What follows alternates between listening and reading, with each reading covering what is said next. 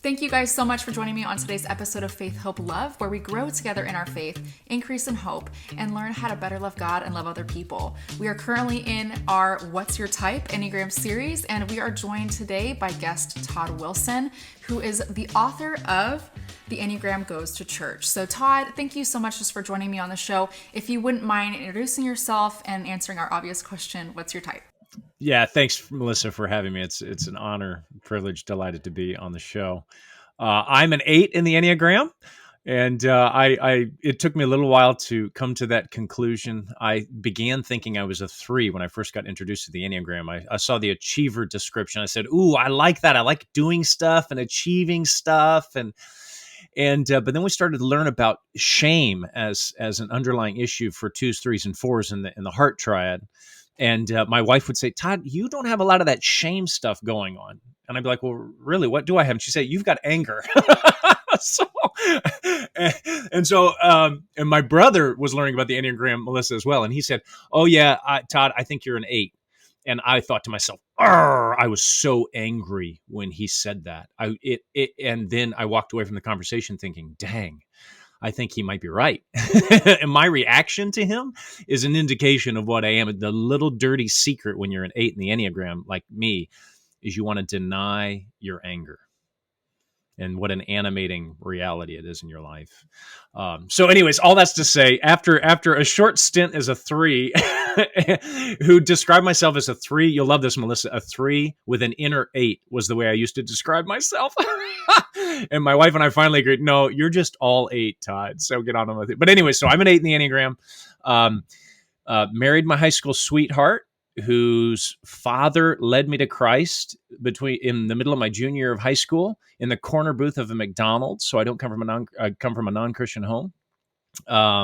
We got married while we were still in college. We were one of those nerdy couples that were dating in college. We both went to Wheaton College and got married between our junior and senior years.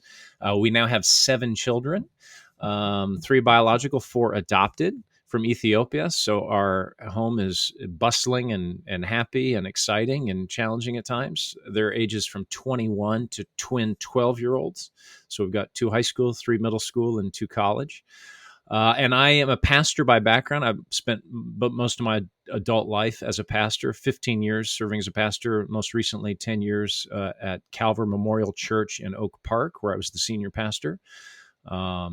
And now I lead full-time an organization that I co-founded back in 2006 with a colleague called the Center for Pastor Theologians, which works with pastors all around the country, helping them be thought leaders for the church.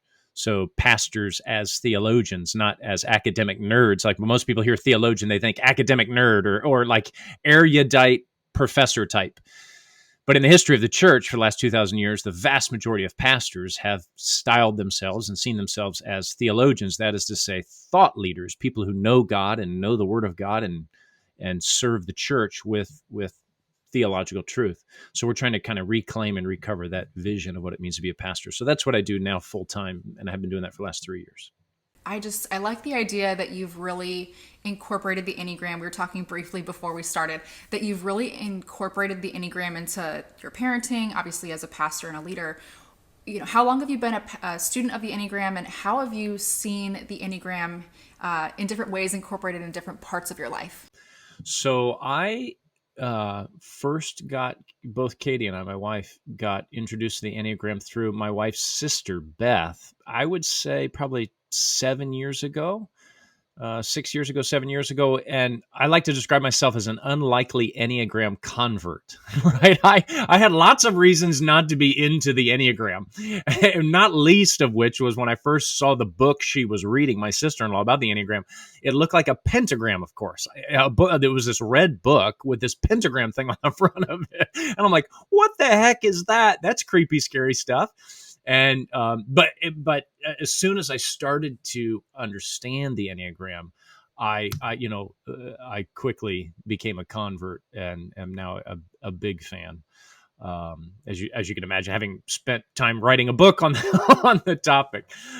So, anyways, I've been working with it, known about it for probably 7 years, working fairly intensively with it for 5 of the last 7 years. But really, once we got going on it, we kind of obsessed on it pretty quickly.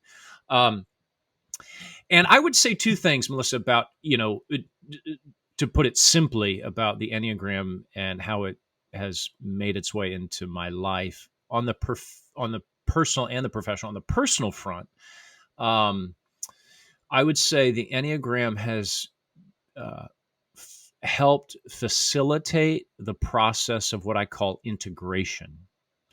Integration. So this is the idea that we are complex creatures as persons, people, and there are lots of dimensions to who we are in terms of our personality, and the Enneagram is a tool that helps you bring those disparate, different parts together into a coherent whole by way of integration that brings about a better, we might call it like a better balance to your life, or maturity. Like mature people are, I would call them integrated people. They have a balance, they have a substance, they're not emotionally reactive, and etc. So on the personal side, it's been a marvelous tool for doing integrative work, what I call integrative work. And I could explain how that works out practically if you'd like. But then on the professional side, the ministry side for me, it's really given the gift of wisdom in helping me develop wisdom about people. So when I started off as a pastor, I had some marvelous church experiences. I had been under the tutelage of some incredible pastors, like nationally famous pastors, and got to sit at their feet and learn and take all that in. I had done a bachelor's degree and a master's degree in Wheaton College and a PhD at the University of Cambridge in biblical studies. So I knew a lot about the Bible, biblical theology, churches, all this kind of stuff. I had a head full of knowledge about how to do church, how to think about church, how to think about theological issues, how to think about the Bible, et cetera, et cetera, et cetera. But then you land in the pastorate and you realize, but there's all these people I have to deal with. And I've got like a 7th grade Sunday school understanding of the complexity of people. And the Enneagram then came along and it was like steroid injections for getting wiser about how people work. And one of the main things is, it seems to me, is, if we're not, I think most of us default into thinking everybody sees the world the same way I do. They just don't do it as well as I do, right? They don't see it as well as I see it, but they all see it basically the same way. And if they don't, like they're either not trying hard enough, or they're not doing it as well as I do it, or like if we're in the Christian space, we might spiritualize or moralize the differences. So as an 8, my confidence, my kind of innate confidence by virtue of my personality, well, that's courage. That's a spiritual virtue I've developed, is the story I might tell myself. And someone who is, let's say a 9 or a 6 is not as socially assertive. Well, they're just not as, strong, or, I could moralize and spiritualize their differences of personality as though it's a defect in them and a virtue in me, when that's not really the case. So the Enneagram, I could go on, as you can imagine, for a while on this point, but it just has given me the gift of wisdom about people and realizing people see the world differently. And in pastoral ministry, working with other team members, or an elder board, or a leadership board, or lay leaders, or congregants that come to see you and want pastoral counsel. I mean, this is such a vast array of different personalities and stories, and the Enneagram just helps you know how to step into those situations and work with different people with empathy and understanding and kindness and patience. That has been a huge asset for me in ministry. I'm very similarly wired. I'm a 3, but there's moments where I've wondered if I'm an 8. But the idea that, like, I kind of have gone into marriage, parenting, as well as different ministry roles, kind of thinking this is the right way to do things, and like the way I do it is right. And man, it has been like a huge shock to me at times, realizing, wow, people don't think the way that I think. And it's been so helpful. I mean, especially in marriage, first and foremost in my marriage, it has been so, so important. But, with obviously your book focuses so much on the church. You talk in the beginning of the book about this idea of transposing it into a Christian key, and that's obviously a music term. But so many people in the church are very hesitant to even look at the Enneagram because maybe they have heard something about it, or again, they see the image of the Enneagram and it looks kind of like a pentagram. And so there's kind of like this misconception that the Enneagram really has no place in the church. So what would you maybe share, with people, why does it benefit the church to incorporate the truth of the Enneagram into kind of how we do things in the church? And, how do we transpose it into that Christian key? Yeah, great question. I like to just affirm people's anxiety about the Enneagram, because some Christians aren't wrong to be a little anxious about the Enneagram, because the Enneagram is a tool that has been and can be bolted on to different faith systems or no faith system at all, right? So you can take the Enneagram and bolt it on to New Age mysticism, right? Or just secular humanism or whatever. Um, and there are teachers, Enneagram teachers, that are great Enneagram teachers. They've got lots of great things to say, but they're coming from a different sort of theological background and worldview than I would be, or you would be, or perhaps others. And so that can be anxiety creating. Like, what do we do with that? And that's why I talk about transposing. It's a way of saying that the truth of the Enneagram can be taken from whatever context you find it in, from whatever Enneagram teacher, and as it were, lifted out of that context and reoriented in a new, um, call it like a different, more thoroughly kind of Christian context, that can be of service to those that are ministering and working in a church, in an evangelical church space. So, like, for example, it's common for Enneagram teachers to talk about, some Enneagram teachers talk about, like, sharing in the divine essence is language that can be used, like, which can be more pantheistic and New Age than the way a Christian would want to talk, or at least an evangelical Christian wouldn't want to talk about sharing in the divine essence. We would want to talk about being made in the image of God. That's who we are. Or some Enneagram teachers want to talk about sleepwalking through life, and that the Enneagram kind of helps you wake up and no longer be sleepwalking through life. And that's fine as a metaphor, but an evangelical Christian might want to emphasize the doctrine of original sin and how the fall and our sinful nature blinds us so that we're actually dead, spiritually speaking, until a conversion experience. So that's the kind of transposing work that I think is really essential, frankly, for Christians to do with the Enneagram, so that the Enneagram they don't use the Enneagram in a way that inadvertently brings sub-Christian ways of thinking into a Christian context. Obviously, once we've done that transposing work, how does it benefit the church? Like, not just the leaders, but also the people that attend on a Sunday. I would go back to this idea of wisdom again, and start there. The Enneagram is a really insightful and accessible personality tool.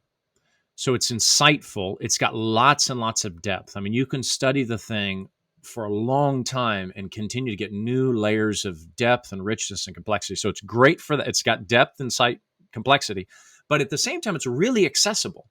Our kids, years ago, when we started getting the Enneagram, we started talking to our kids about it, and it wasn't hard for them to pick it up and to get a sense for their type and get a sense of how their siblings were different than them. And, so it's even as it were, kids can pick it up. So it's deep and profound, and yet accessible, which makes it a marvelous tool for just normal people. It doesn't require a PhD in Enneagram studies, right, to enjoy the Enneagram.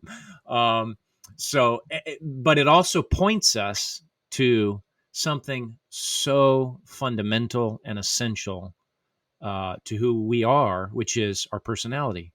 We all have a personality. We're It emerges through some mysterious combination, as we were talking about before you started recording, genetics and family of origin, emotional system, like some weird combination of those forces coming together shapes our personality. I think developmental psychologists would say by the time you're about 7 years old, your personality is fairly fixed and isn't going to change. You can kind of develop in your personality, but you're not going to fundamentally change or alter your personality. And it shapes everything about you. Like the way you, as you were saying earlier, the way you see the world, the way you interact with others, the way you, like what you notice, what you don't notice, how you react to, I mean, on and on and on. So for ordinary Christians, the Enneagram is just a lovely tool to help enrich your understanding of yourself, self-knowledge, which is so important for Christians to have a growing understanding of themselves, but then also others' knowledge. Like, as we were talking about, like that not everybody sees the world the way I do. And to put it practically, one of the hardest things about church life is the mess that comes from people relating to each other, right? And it seems to me that so much of conflict and relational tension and difficulty is a function of personality. I mean, I think you would say that about your marriage. I would say about my marriage. I think most listeners listening to this podcast would say that about their marriage. It's like, it's not that the one spouse is out to hurt or harm the other. It's that by virtue of our personalities, man, we can be like ships passing in the night, to use the cliche, or we can just be talking right past each other and getting on each other's nerves or like really ticking each other off. And we don't even mean to. And the Enneagram helps sort that out for us and give us category and framework for navigating some of those, what can be prickly personality differences.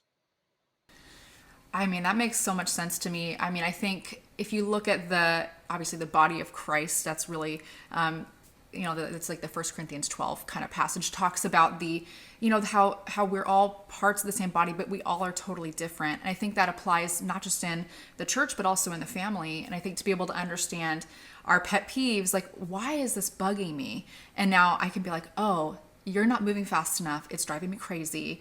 And we have somewhere to be, and being able to be like, it's not a character flaw in them. Maybe it's something I need to work through.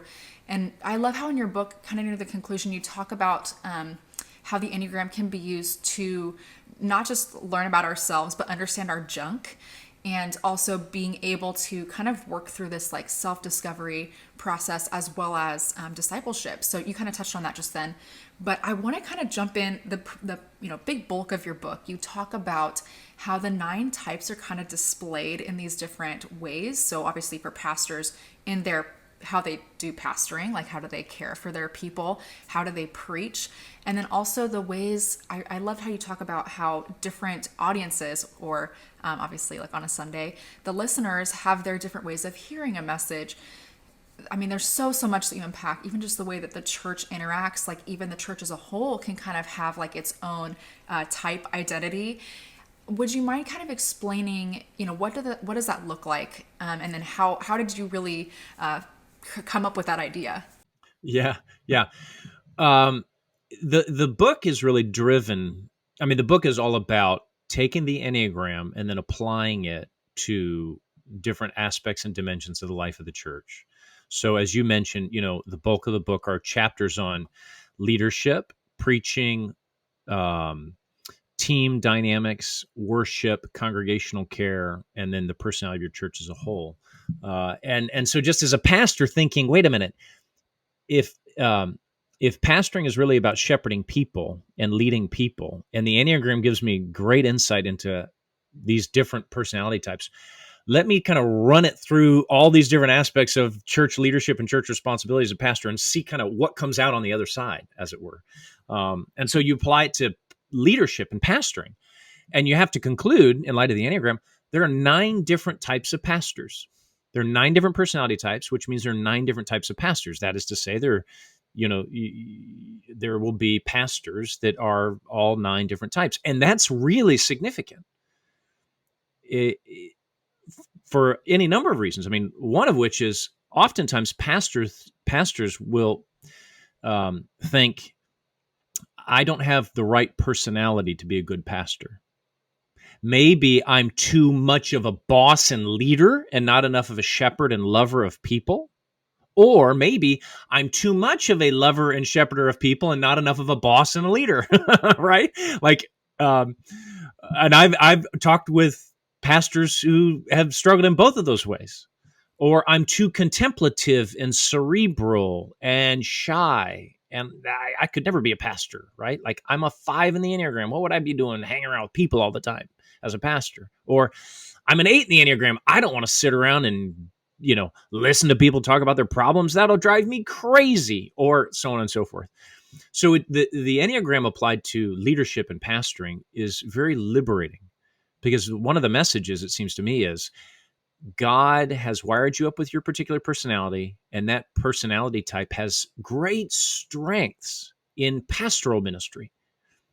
You can be a marvelous pastor as a 9 or a 4 or a 7 or a 2. It will be different. Your ministry will look different. Your leadership will look different and feel different than maybe your friends, or maybe the famous pastor you listen to on his podcast or her podcast or whatever. But don't be intimidated by that. Don't sort of make their personality type normative for what it means to be a pastor. You do you. You follow Jesus as you. So I think there's a great liberating message there. And for congregants, Melissa, as well. Just as pastors have a kind of an idealized conception of, well, this is what it means to be a pastor, and they tend to have a personality type in mind, so too I think congregants have the same. They're sitting in the pew, and when you say pastor, they think 9, or they might think 7, or they might think 3, or whatever.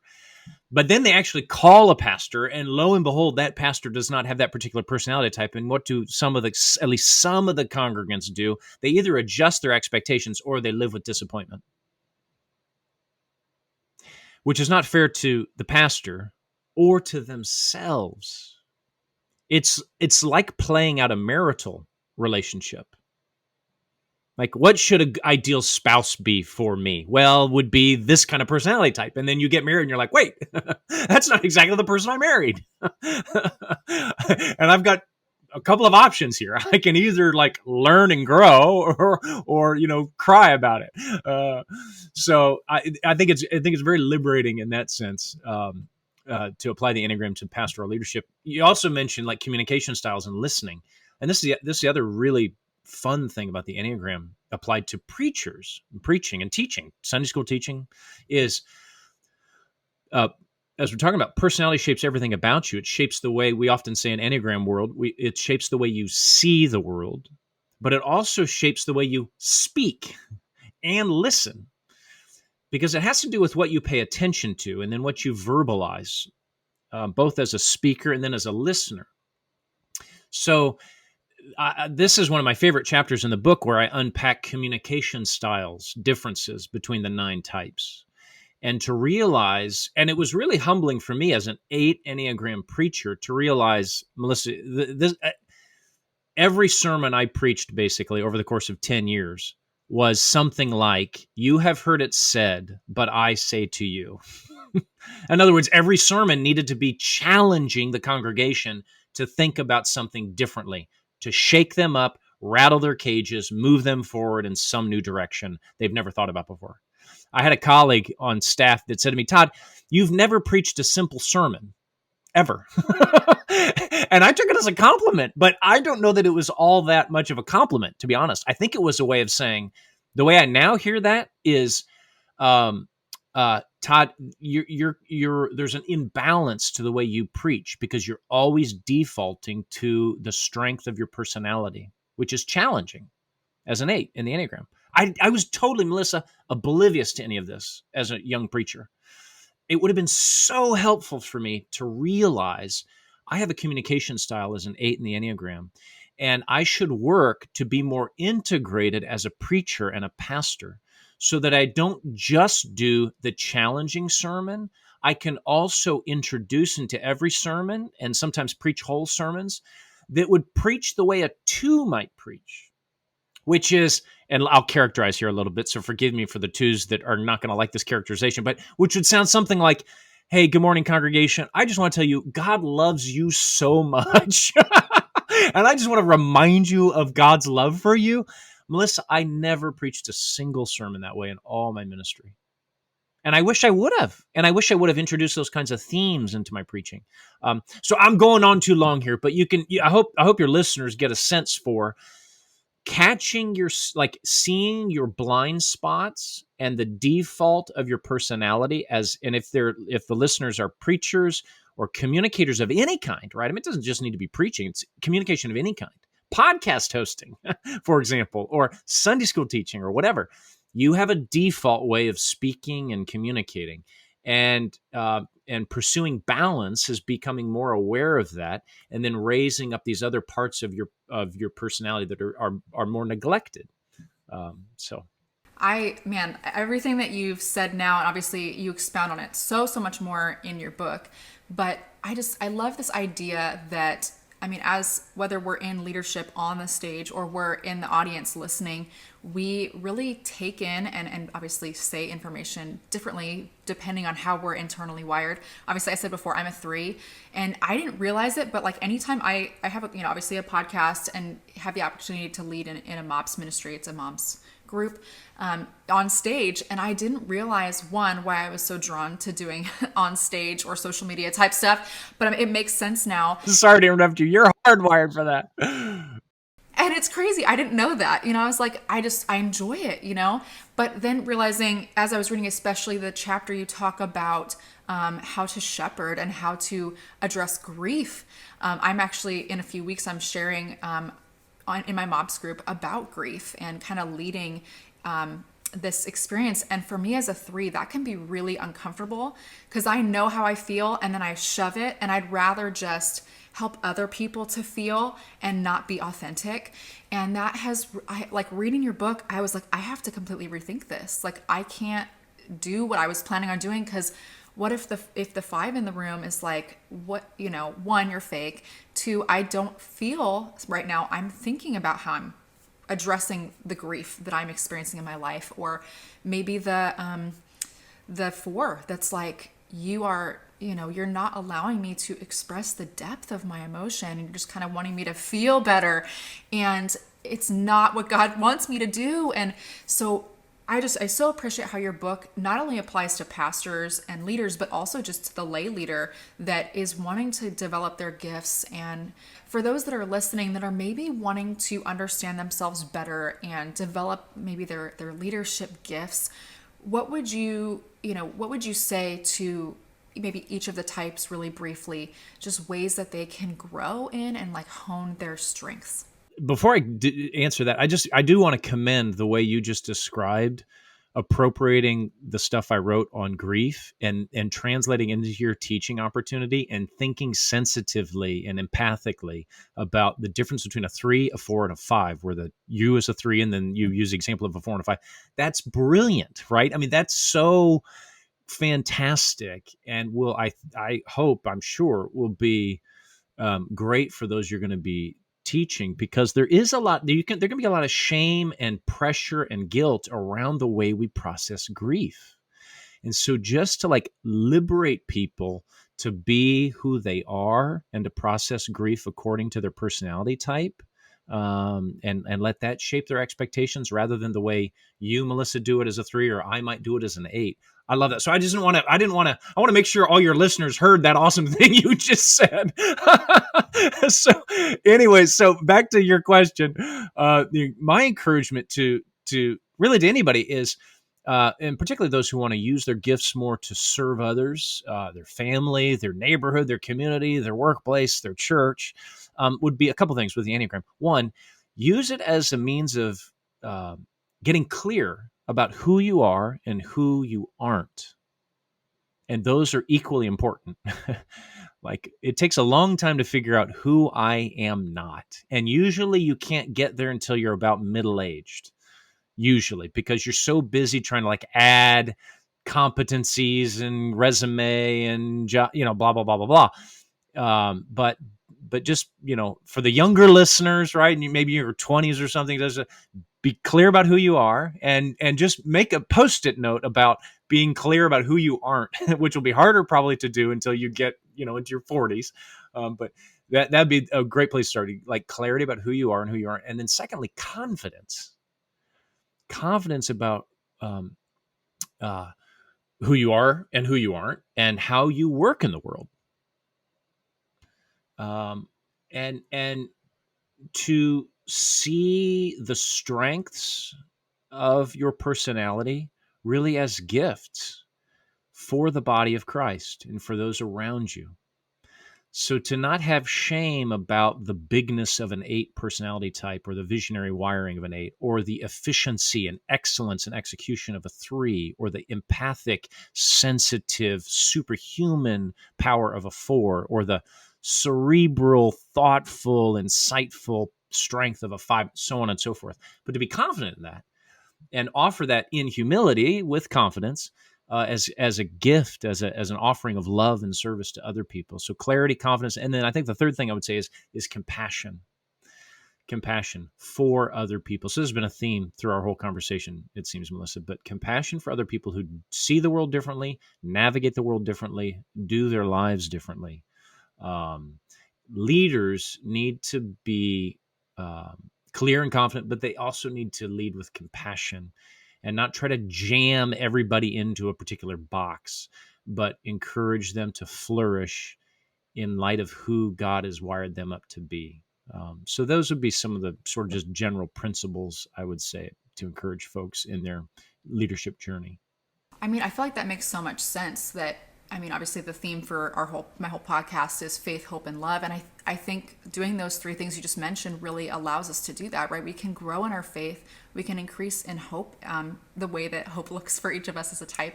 And then also being able to love God and love other people. I feel like the Enneagram is such an amazing tool for doing all 3 of those things. So I just so appreciate your time on the show, and just for obviously writing this book. It's unlike any Enneagram book I've ever read, and it's definitely one I'm going to be picking up over and over, sharing with all of my friends in leadership, and even just like my MOPS leadership team. We're all kind of the different numbers. So I just so appreciate your time on the show today. Yeah, thanks for having me, Melissa. It's been awesome to be with you. All right, well, everyone that's listening, thank you so much for joining me on the show today. I hope this was an encouragement to you. Definitely go pick up your own copy of The Enneagram Goes to Church, and I will see you back here next week.